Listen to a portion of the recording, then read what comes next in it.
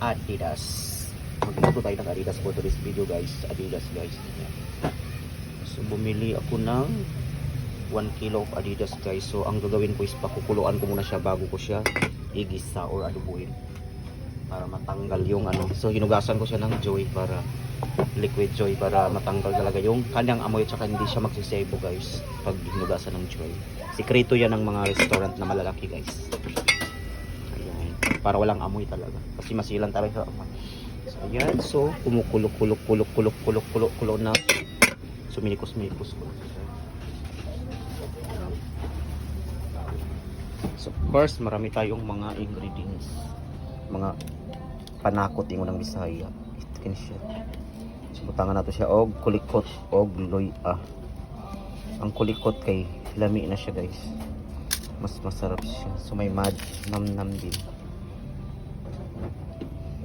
Loya. So more on sibuyas tayo dapat. Lagyan natin siya ng 4 na sibuyas. And then loya. More on loya para sa papatanggal ng langsa. So more on bawang tayo. So ito siya. Ano ba to? Ano to? Itlog?